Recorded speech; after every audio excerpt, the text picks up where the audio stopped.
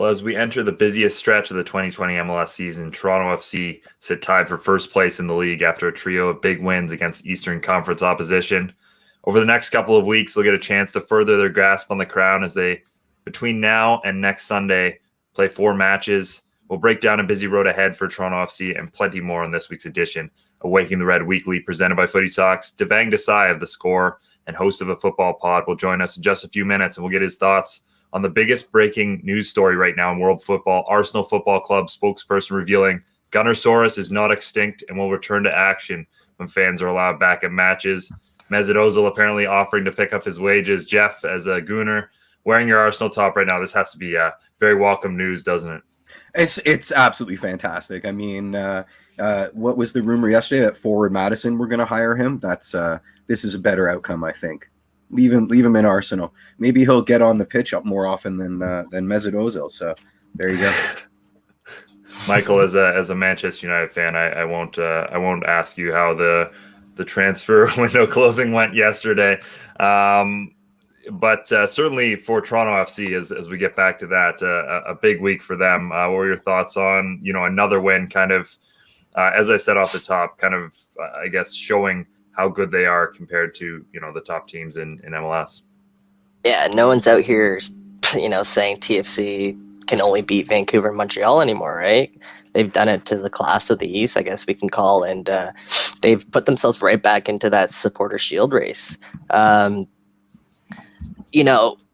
They're right now tied for first place there in Major League Soccer. And I think it was maybe 2 weeks ago we were just talking about, a top 3 finish would be really, really nice. And, they've set themselves up into like some pole position for that. I got to give a shout out to, Ayo Akinola for once again getting himself on the scoreboard there, pause as well for what he did. And just a shout out to that midfield as well, and Jonathan Osorio and Marky Delgado. I mean, we'll dive into more of it later, but I just wanted to highlight those guys just off the top of the show because I feel like they've been the pillars of success so far for this TFC run. Yeah, it sounds like Devang's actually here at the moment, so we'll get, Jeff, your thoughts after Devang as we bring him on right now. Gentlemen. Hello. What's going on? Hey. What is for you, buddy? Love it, man. Yeah, Gunnersaurus saved, it sounds like. I mean, yeah, PR-wise, Arsenal, again, just a masterclass in terrible manipulations. Mm-hmm. Didn't need to do this. Probably Didn't need to do this on transfer deadline day. Didn't need to do this with the idea that Partey's coming. But hey, he'll come back. Yeah. Certainly, certainly optically not great. But we did, of course, bring you on to talk Toronto FC, and I wanted to talk off the top. Tied now for first in MLS. Wins against at least 2 teams. You can maybe throw NYCFC in there, although they have tire fires of their own going on right now. Where do you think Toronto FC ranks now in terms of what they've shown over the last little bit since they've gone down to Hartford, among the best in the league? I think before this stretch of games against better competition, I was still pretty confident that TFC probably did have another level against the quote-unquote best of the East, whether it be Columbus or Philadelphia, but we really didn't know, right? We didn't have any games to see to base that off of, and I think New York City, not the most convincing display, but they were getting it right. And then I think the last 2 games from probably the second half against the Crew onwards, I'm pretty comfortable saying TFC is the best team in the East. I don't think there is that other gear at the moment for the Crew and for the Union as well. I think Orlando might even be, for me, a team that might scare me more than those other 2. But I look at the West, and I even though there's a bit of a gap, Seattle and SKC, I think, are in that conversation for best team in the league. But for the East, I'm comfortable saying TFC right now. Cool. I like it. Who would you highlight, I guess, out of that push there for TFC, as we kind of talked about a little off the top of the show, but who are sort of those significant pieces that TFC have kind of leaned on for this run?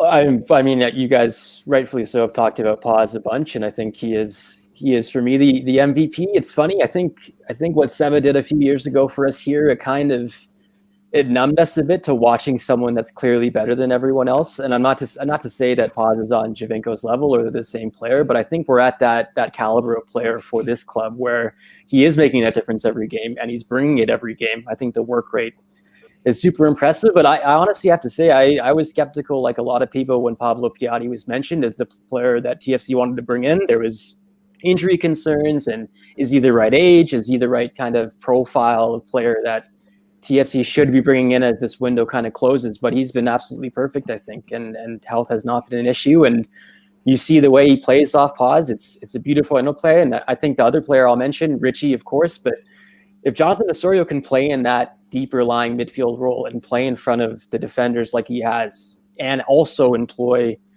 exceptional vision and the ability to pass through the channels, it opens up in a completely different game for TFC when you're talking about missing Michael Bradley. So those guys for me have been the absolute game changers. And I will say, though, I think there's Greg Vanny talk all the time, and I get it, Vanny out. I get the bants. The bants were happening when I was still with the club at the very beginning, when it was early days in the Greg Vanny tenure. But he has found the right way to navigate more times than not through the trials and tribulations, which we've seen a bunch. Like, it has not been completely smooth throughout these last 5 or so years of very good soccer from TFC. But Greg has found a way each time. I think you're seeing it again. So I would mention him as well. Great shouts. Yeah, that's a great segue, because I'm going to put you on the spot. Do you think TFC is going to win the Supporter Shield plus asterisks in 2020? So I was talking about this on AFC with David the other day, and he mentioned a good point. I think Columbus, schedule-wise, probably has the inside track. I think they play Orlando, but they have Cincinnati, they have Houston, they have DC, they have Atlanta again. So I might lean them just based on scheduling reasons, but I still picked TFC when I made that prediction, and I'm going to stick with it. I think so. I also think there is this added challenge of the international break, and some clubs losing some players and some clubs not, and adding a bit of an uneven playing field. And I wonder if that'll affect any of these results going forward. But I'm still comfortable picking TFC. The Supporter Shield this year, I know the schedule is super weird and not fair at all, and TFC's played Montreal and Vancouver 80 times, and like that's not a good way to judge this. But I think because it has been so weird, it might be one of the biggest achievements for this team and this club of what there have been many. There have been many of them, but I think how fractured this has been. They didn't have a home really. They're playing in a de facto home in Hartford, and yet they're still in the conversation. So I think this would be just as impressive as the ones we've seen in the past. Yeah, I mean, if we're talking about TFC playing against the Canadian sides, we can't ignore how often Columbus has played against Cincinnati, right? 100%. Yeah, exactly. MLS Cup, is it going to be TFC v Seattle again for the 4 millionth time? I hope not. God, I hope not. The problem is Seattle will probably be in, and TFC will have a chance, and we'll have to root against it. No, I'm kidding. If it happens, it happens. But honestly, I think from what I've seen out west, and LAFC who dipped considerably, but I think the idea of peaking and finding their form at the right time, this might be perfect for them, because I think what they're trying to do this season is beyond, I think, a regular season game against Houston. It's about what happens in November, etc. So they're in the conversation, SKC, but I will pick Seattle for now as well. The playoffs are the playoffs still, guys, and we saw last year. Hell, I don't think any of us really thought TFC would be in that MLS Cup final. I don't think we thought they'd beat Atlanta. I don't think we thought they'd beat New York City FC either. And I think TFC is just as likely to be picked off by a random team like in Orlando early on. So I'm less comfortable saying MLS Cup, but let's say it for now, just for the hell of it. Well, we know it won't be DC knocking them out in the playoffs. At least we have that. Right. Well, you mentioned Orlando there a couple of times. TFC are actually kind of fortunate. They don't. Orlando's one of the hottest teams in the league right now, and TFC don't face Orlando for the rest of the season. Believe it or not, they do face a lot of Eastern Conference opponents. I think they face New York City FC another time down the road, maybe twice down the road. They face Philly again, but not Orlando. See, we paint this as a good thing for TFC. Maybe they're avoiding one of the hottest teams in the East. But that being said, TFC are 8-2 all time against Orlando. I don't think there's another team they're more dominant against than Orlando. That being said, this obviously is a different looking Orlando side. Different Orlando. Maybe that could be an argument against Toronto FC's push towards the Surfer Shield. Yeah, go ahead. The final verdict on the Oscar Pereira project in Orlando will be delivered if they can beat TFC, because you're right, we are their boogeymen. We beat them in any kind of circumstance. It could be 9 million degrees in Orlando, doesn't matter. It could be pouring rain. Orlando's fun. They're a fun team, guys. Yeah. Like, I feel like it's Oscar Pereira in general, the person he is, it's impossible not to back and kind of support. He's an infectious leader. Terrible use of that phrase based on current events. In fact, we'll let it slide. His emotion is infectious. Is what I got. He makes his players care, and I was thinking about who their MVP candidate would be, and they've got a bunch. I think there's a bunch of guys that could be in the conversation. Chris Mueller's been great. Nani's been great. Daryl DK, we're familiar with, right? TFC fans. His brother's been absolutely fantastic. What a find he's been. Orlando should be good for this league. I think it's important that Orlando is not permanently terrible. Like, since their inception, I know it's been awful, but I'm happy to see this. It's good for the Bants. Beating them 900 times was great, but I'm happy to see them actually making an imprint. We usually name the episodes after the guest, but I think Infectious Leader might end up being the episode title for this one. We do have a comment here on Facebook, which is, I hate to say it, but TFC is playing better without Bradley, which I don't know if that's 100% a Bradley related thing, but I did want to get your thoughts, because I think Toronto FC's midfield and, specifically Delgado and Osorio, the way they've been able to combine in that defensive midfield has been pretty important to the way things have been going right now for the club. What does Greg Vanney do now? Because I think it's pretty obvious Bradley's going to come back into the lineup, and I do think Toronto FC in the long run will probably be better for it, but he does have some difficult decisions to make now, certainly.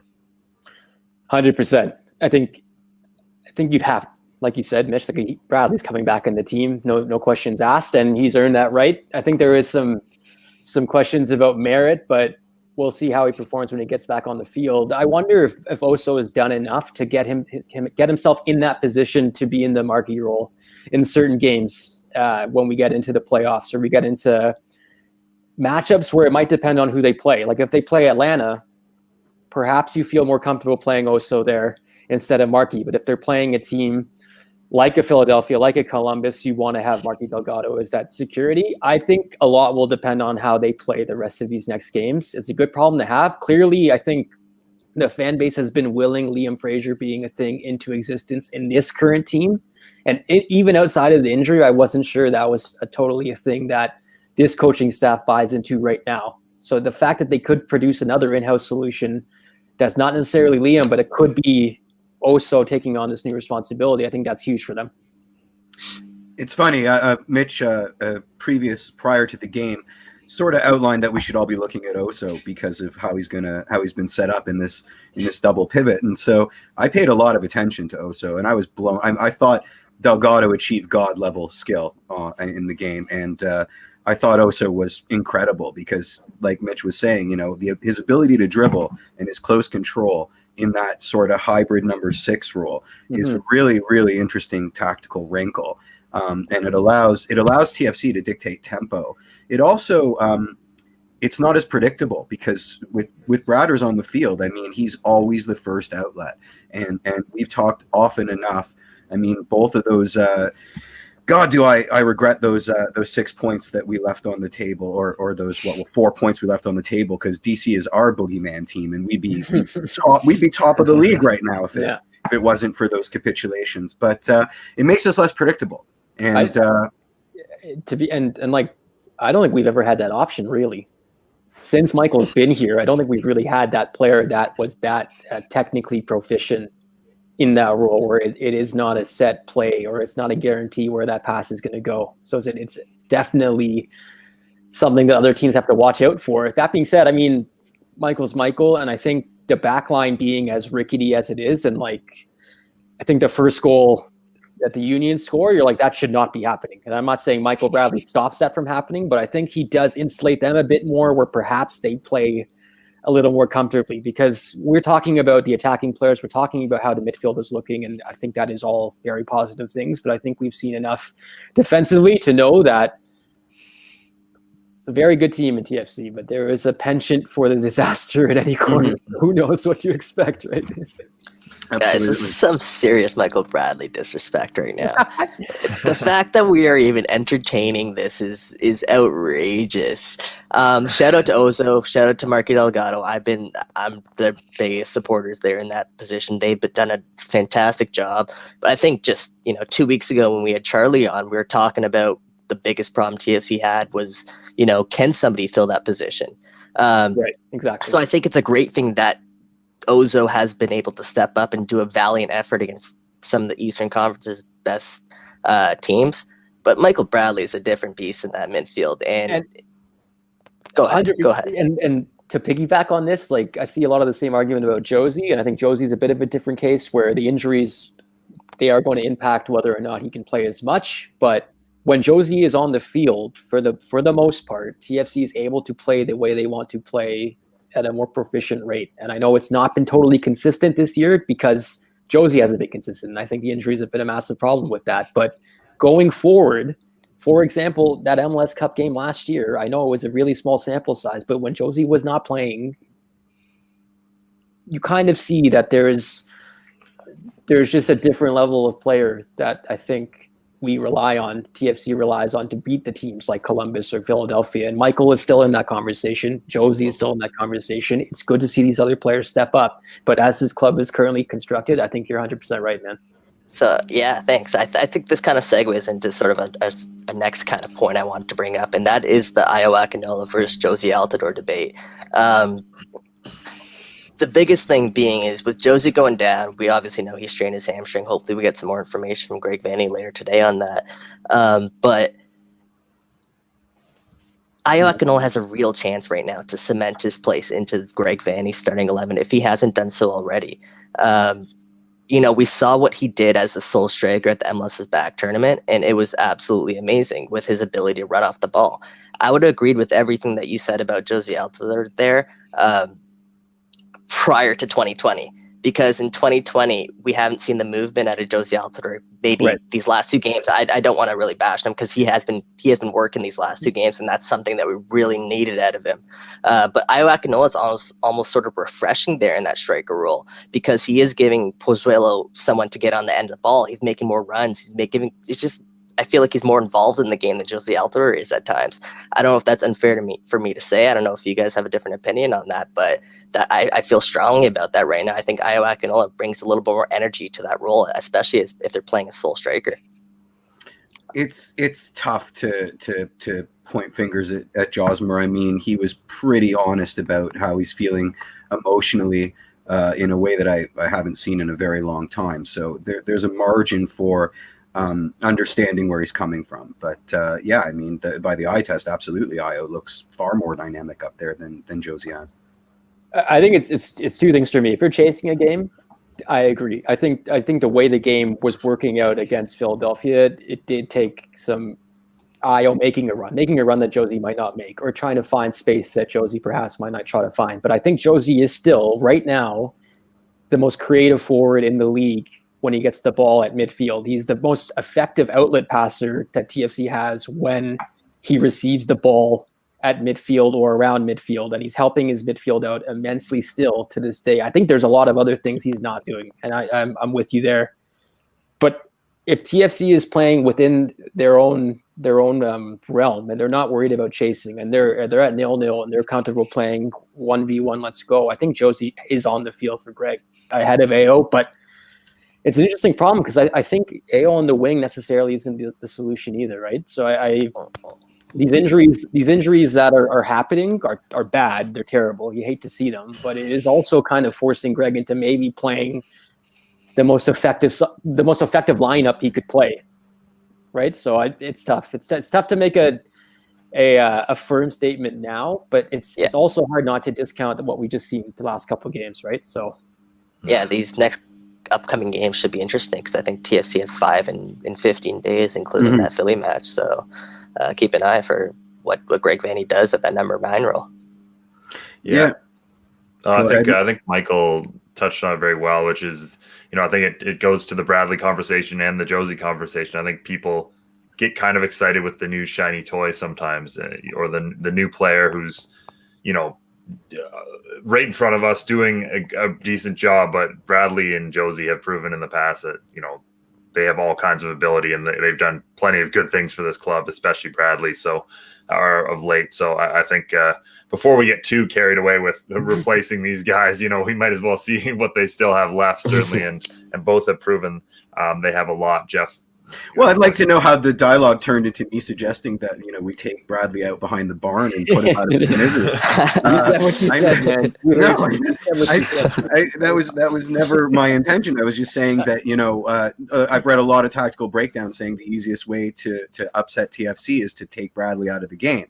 That's so having an option there that has that kind of close control, and I wanted to circle back because the only other person on TFC in recent memory that I remember that had insane dribbling ability over and above basic soccer skills was Armando Cooper, and I loved watching him.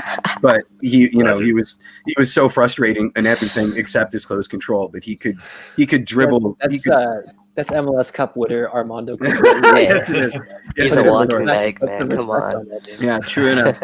True enough. I just wanted to say, guys, I think there's definitely we will have to do this because time is undefeated of pivoting away from this era of Michael and Josie, and they will have to get to that point, no doubt. And there is something to be said for getting ahead of it and doing it ahead of time and kind of perhaps lessening the future pain. But these players have earned this. They have earned the right to go out, I think, on their own terms. And if that means a defeat in the first or second round of the playoffs, so be it. But I think for what they've done, that is the move. And I totally understand there's people calling for a new face or the players that have been playing well recently, but I don't think we should be surprised when those guys are playing in the business end of the season.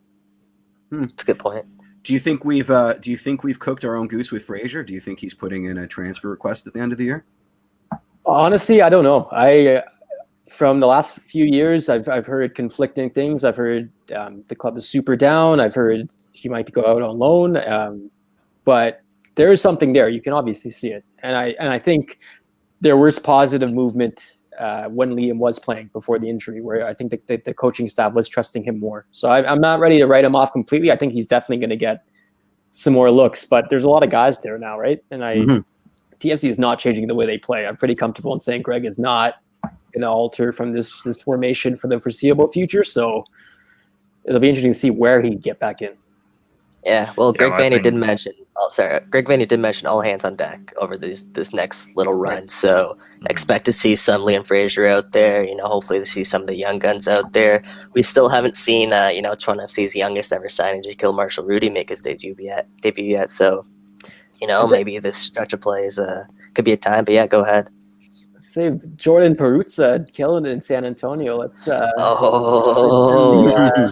not sure what the window is open. Let's not talk about purchasing another striker. Okay, let's leave all of that bench to the side. We just need to recall him on loan if something comes up because he is absolutely tearing. He's scoring some screamers too. They are nice goals. His header the other night too was fantastic. He really got in front of the defenders and great finish. Yeah, what I wanted to say on Liam is kind of the same thing I said on Alex Bono last week, which is just in the way this season goes and how many fixture congestion, how weird it is right now. I don't think you can move out players before the off season, right? Like this is something you revisit when you've got a little more time and a little more surety on that. I did, before we let you go, Devang, want to talk about something. Okay, Jeff has a point. Well, I mean, moving out players, what just happened to Mitrita? He went out on loan to Saudi Arabia. He was leaving on international duty, and now he's not coming back. So, stranger things have happened. Yeah, that's a good point as well. I wanted to quickly get your thoughts on something your old Come On You Reds co-host Gareth Wheeler said this week in his international update on One Soccer about Ayo Akinola, which is supposedly Ayo leaning towards Canada. How big would that be if Canada was able to add a player of his caliber? Big. It's big. I think it's a very interesting situation where he plays his club football in Toronto. Herdman's close. Canada should be in the pole position here. I think they would be disappointed not to, but it's interesting. If you look at Canada's forward depth chart and who is there, it's not exactly a clear road to a lot of playing time right away. And I think even if you look at the United States, it's a bit more murky up front. So I'm not totally sure the playing time argument is the complete winner here for Ayo Akinola. I think John Herdman will have to sell him on other things, and it does sound like you mentioned, Mitch, that is going well. But for once, I think maybe the first time ever, we cannot just guarantee heaps of playing time if you choose Canada. It's like, you're going to be in the conversation, but there's other guys here. And to me, that's a sign of progress. It's also very jarring because I've been a Canadian football fan for a long time. This is not happened. Yeah, that's a good segue. Speaking of new Canadian football fans, I need to thank you for schooling David Goss in the ways of the CPL, and the knock-on effect on the Extra Time Mothership has been great. My question is, when does it stop being cute, his mangling of province names and places and team names and stuff like that? When do we start holding him to account for that? Behind the scenes, it's happening already. Okay, good. There's been Happy to hear it. Some stern emails sent. What's hilarious, David knows CONCACAF better than anyone I've ever met. So he knows a bunch of the players in the Canadian Premier League. And he was giving scouting reports to us on guys that we had seen less of. So it's just nice. But it's what a tournament. It's a bit surreal that it ended, right? It felt like it came and went really quickly, but amazing that they got this season, and because I think momentum-wise they needed to. So absolutely, it was awesome. Yeah. Certainly going to be a long and sorry, go ahead. No, I was going to say you kind of alluded to there, just sort of wraps us on just what a time for Canada soccer. We're going all over the map here, and we're talking about competition, people choosing Canada over the United States, and they might even not even start there. Like it's such a good thing for Canada soccer, and I'm so excited for just the future. People are asking Canada 2022 World Cup champ. I think it's guaranteed, Michael. I think you're pretty comfortable with at least getting out of the group stage, guys. Let's. Absolutely, absolutely. It's such a joke. It's such a joke because we laugh about this. But it is. They're letting more and more teams in, guys. So they might, by default, we might just get it. We might might get 2020 the special. Just show up because you've got kits. So let's play. Right. Yeah. Well, they have to win multiple CONCACAF group stages first before we can get to that sort of discussion. But as we've said, things are quite exciting right now for Canadian soccer, and great to have you on, Devang, to talk about some of them. Cheers, guys. Thank you. Thanks for joining us. I did want to convo. We're back to It's like the fourth time I cut you off this episode. No, it's fine. I did want to pick up on the Ayo discussion because I do think that is an interesting one. Where he'd fit in with Canada, and I know Devang said there isn't maybe that path to the starting lineup right away, but with the way Cavallini's season has been, Kyle Larin, he's actually been quite good this year, but I know there's some reluctance there from Canadian men's national team supporters, certainly with what he's done for Canada in the past, just kind of struggled with the national team. I don't know. I think right now, based on current form, if Ayo chose Canada, there's a decent chance he's at least getting minutes, if not, getting in that starting lineup. I don't know what your thoughts on that are, Michael. Yeah, definitely. I mean, of course, Jonathan David is going to, marshal that ship there as the number 9. But there's no reason to say Ayo can't come off the bench or even, start in a different formation if Canada needs to. We already, we talk about it all the time. Where's Alphonso Davies going to play in this team? Maybe that's something that they need to change around the formation, kind of, in a way, Toronto FC frees up Richie Larea. Maybe that's the way you need to free up Alphonso Davies for Canada soccer, and bringing in some versatility up top, some hold-up play for the right side of the field, so Alphonso can, fly down the left. Maybe that is the answer. Yeah. I mean, speaking of David Goss, he put out a Canada Best 11 that hit Twitter last night, and I don't remember everything, but the left side was pretty stacked. He had Fonzie on the wing. He had Richie as a wingback. And I do believe he had Oso and Mac in the midfield as sort of a dual pivot 6-8 hybrid kind of situation. Looked good on paper.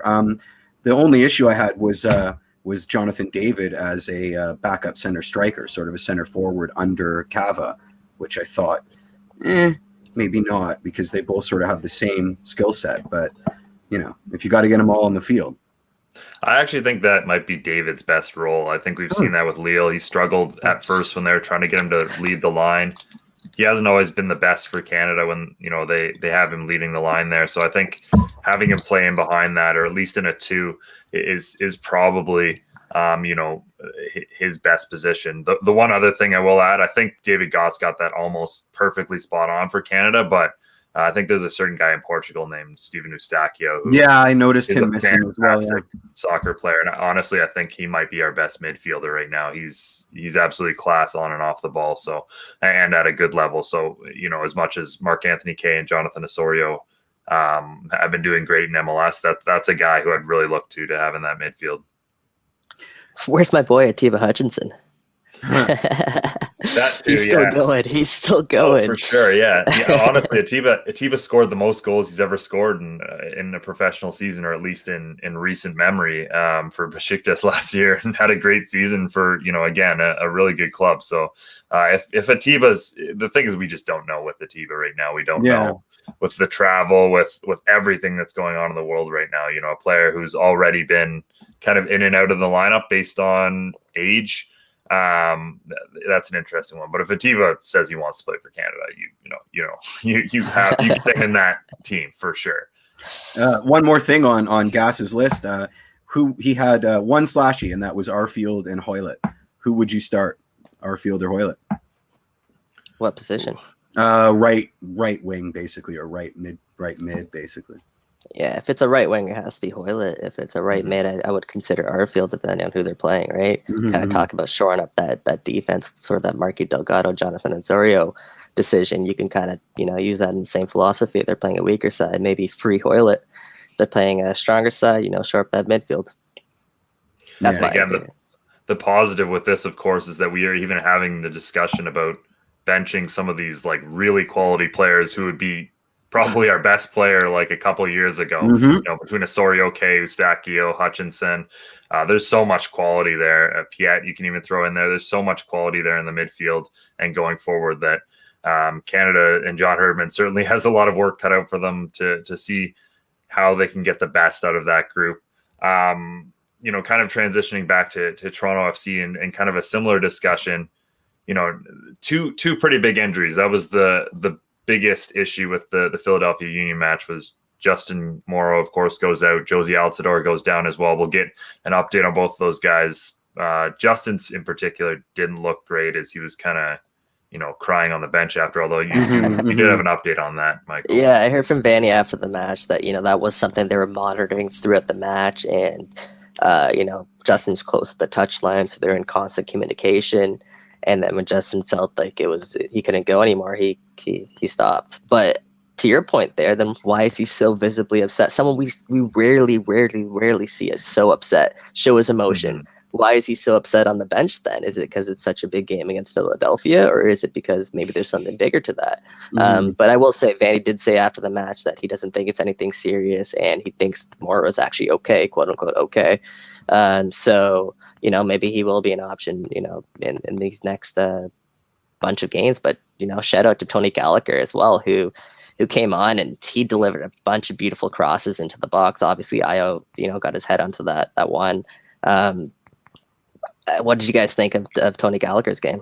Well, credit where credit is due. If Nick DeLeon didn't make that other companion run to take up a couple defenders, Io is not getting on the end of that ball. Your backup left back, floats across to your backup center forward for a header goal. There's no complaining there. That's pretty terrific. I will say something. When I did provide that update on WTR, I had a lot of people in the comments mentioning that Morrow's loss won't be that big for Toronto FC. They don't see it as such a big loss for the club. How do you guys think about that? I think they're wrong. Yeah. Why do you guys think that? I think it's interesting because I think it goes to similar discussions we've had with Delgado, Osorio. Different games, you want to have those different options. Like Justin Morrow is so good at keeping possession. We haven't seen a lot from Gallagher, but he's very good defensively. He's had some tough games this year, but we know what Morrow can do defensively. Obviously he's got that leadership veteran presence on the field. So certain games when you want to keep the ball and you want to make sure, when it goes out to that left side, you're not losing it. Morrow's, he's not going to lose you that ball. At the same time, it looks like Gallagher is willing to take a little more risks going forward. He's willing to, he's got a great left foot on him. That's for sure. He can deliver some great crosses, and he also showed a nice tendency to get in behind, which I think could open up a lot of options for Toronto FC. But Morrow is still, again, he's probably one of the best left backs that's ever played in this league. You can't. It goes back to the discussion that we've been having throughout the show with Bradley, with Josie, and again with Morrow. You can't just push aside proven guys. I know you have to transition from them at some point, and it looks like Toronto FC are starting to build up the options to do that should something go wrong. But Morrow still today is probably the best left back in Toronto FC starting 11. You took the words right out of my mouth there. The best part about Justin Morrow's game is his ability to keep the ball, and that cannot be understated enough. We haven't seen enough of Tony Gallagher, and obviously he hasn't had enough time to sort of mesh with this squad. But I still don't think there's someone in Toronto FC's side who can play left back that can keep the ball out so well at that position. And just watch for that next time you see Justin Morrow on the field, because it's something that does kind of go, sort of is something that's sort of overlooked, and it's just so important, especially such a tight area of the field. You can't go left because there's a byline there, but yet still Morrow's finding ways to avoid the press, defeat the press, and he's a great asset on that left wing. Yeah, I mean, the eye test for me has always been, he's not the 2017 JMO anymore. Like, he's not scoring a hat trick on the New York Red Bulls, and those feckless back passes are annoying because he's a smart enough player now to know that on the attack, if it's not perfect, he'd rather just recycle the ball and see if they can break down the team on the other side. But that missing attacking noose is something that I think bothers people, because we've seen him much more attack minded, and now as he ages and his intelligence grows, he's not as willing to take those blistering runs down the flank anymore. So we do lose a bit of our attack, but I do agree with you. What we gain in our defensive shape is worth the sacrifice.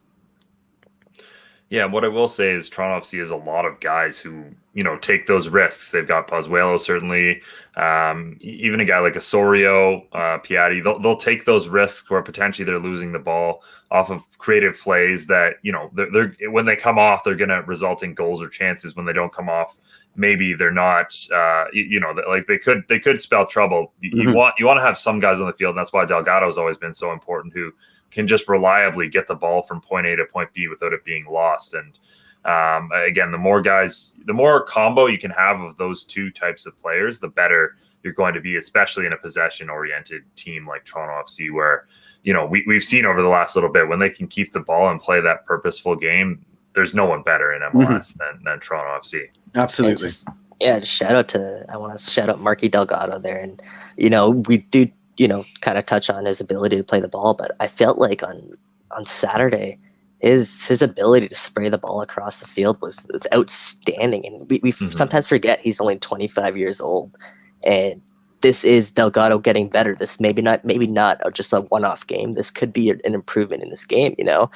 When he first came to Toronto, he was sort of this rugged defender. He didn't really have a touch. Rugged midfield. He didn't really have a touch. He was kind of battling his way, grinding his way through oppositions. But now I think we're seeing this finesse side to his game, and I think it's so crucial in the midfield. And I think sort of Jonathan Osorio's rubbing off on him, Paz is rubbing off on him, maybe Piatti's rubbing off on him. But either way, some great signs. And again, he's only 25, so I think he is only going to get better from here. Love the middle flipper. I think he's been my vote for most underrated TFC player since we've been doing awards at WTR. He's so important to our team shape. It's ridiculous. Yeah, one other player who I thought had a fantastic match against Philadelphia Union, and who I thought has been great this season and mentioned on Twitter, is Chris Mavinga. With the way Toronto FC play, they leave so much space in behind their back line. And how many times this season have we seen Mavinga comfortably gallop back and be able to break up plays almost before they happen? Especially with, Bradley's legs getting a little bit slower and him not always being available. He used to do a lot of that too. I think Mavinga has just been critical for Toronto FC this season. And again, it's that preventative stuff, right? Like they aren't plays that you'll always catch, because sometimes he does get there just so comfortably, but he's been great this season for me. Almost scored a goal too. Yeah, he did. I can't believe he found himself in that position.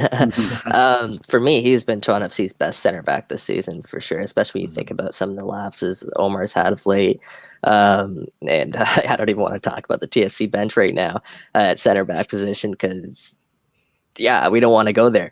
But Chris Mavinga has been absolutely terrific. And you mentioned his ability to cover, especially like down the wing. If their left back's pressing high, to cut someone off, Chris Mavinga's there swooping in behind to sort of clean up the mess.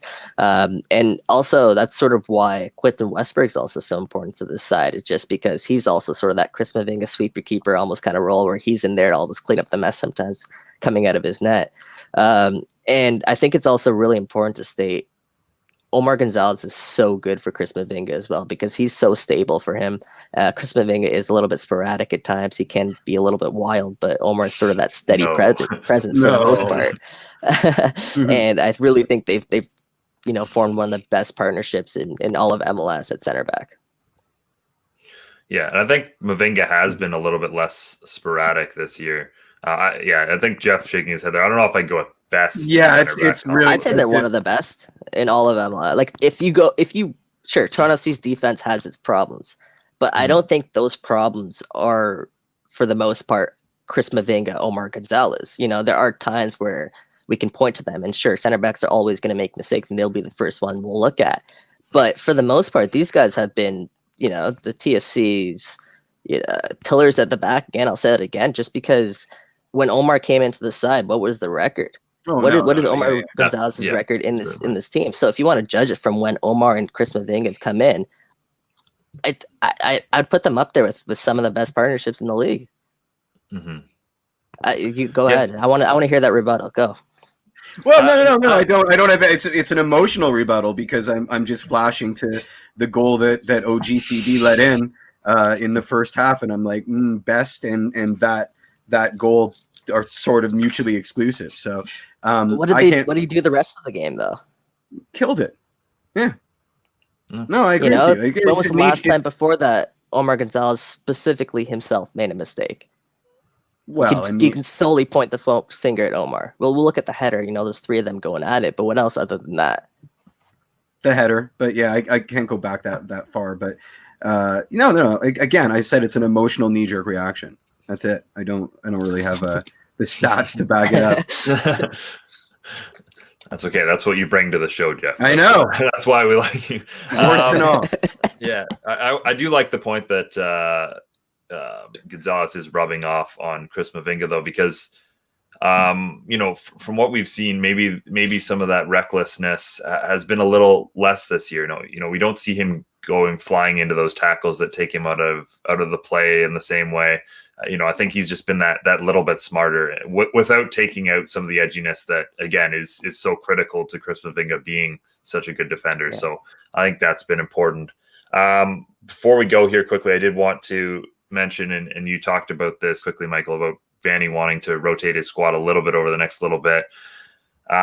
Just one guy quickly that you guys are hoping to see a little bit more from over the next couple of games. We'll start with you, Jeff. Patrick Mullins. Always Patrick Mullins. Now that we've got some space in the forward depth, let's because for a forward to have any kind of chemistry when he's on the second team in training playing against the first teamers is kind of a fool's errand, and Mullins makes his own luck.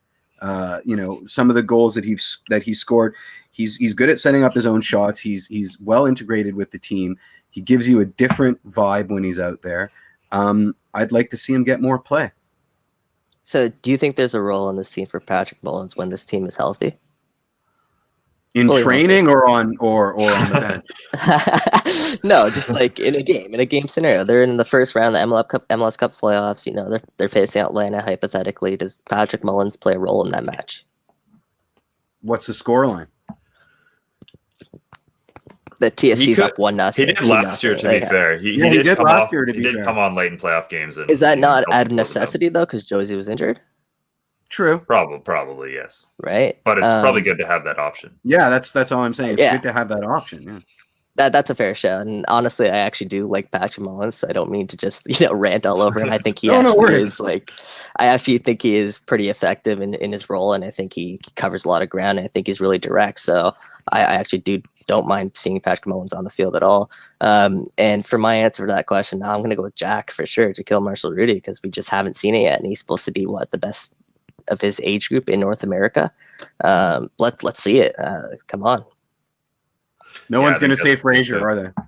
I mean, my answer is always actually Frazier, but the player I do kind of want to see is Julian Dunn. I know he just came back from the Canadian Premier League. Interesting. Considering what we've seen with some of Toronto FC's bench center backs this year, I'd like to see another option there, and I just think he fits Toronto FC's system really well because he can play the ball really well, and he also has that recovery speed like Chris Mavinga, where if they get beat, Julian Dunn can get back there, and I think he showed with Valor. He does think the game very well, and he in somewhat of a similar situation to Toronto FC system wise, at least. No, I guess I shouldn't compare Valor to TFC. That's probably not a perfect comparison, but I do think he has the ability to fit in very well, and I'd like to see what he could do there. That's a good shout. Yeah. He would. I feel like if we do see him, I don't see him starting a match or anything like that. I see him coming in late, just to give him, get his feet wet, give him those minutes. But I think he kind of is that sort of ideal replacement for like a Chris Mavinga down the road, just because you mentioned it there. His legs are great. He does have the tendency to jump into tackles a little bit. But he does have that recovery ability as well, like Chris Mavinga. So I think if you pair him next to someone like Omar Gonzalez, again, have that sort of combination at center backs, I think that'd be ideal for him, and that'd be his best position to sort of succeed with TFC. Damn, yeah, absolutely. Yep, definitely agree on all that. I think it should be interesting. Again, they have a game against Cincinnati, so they can run out a lot of people in that game if they want to. But that brings us starting forward, Bitchy the Hawk. Yeah. Hey, TFC's 4-0-0, I think, all time against Cincinnati, something like that. Yeah, that does bring us to the end of the 13th edition of Waking the Red Weekly. A big thank you to Devang for hopping on and taking the time to talk to us today. Thanks again to Kevin and Sophia for everything they've done behind the scenes. Jeff for our fancy new graphics as well. I almost forgot to shout that out. Yeah, they look very snazzy.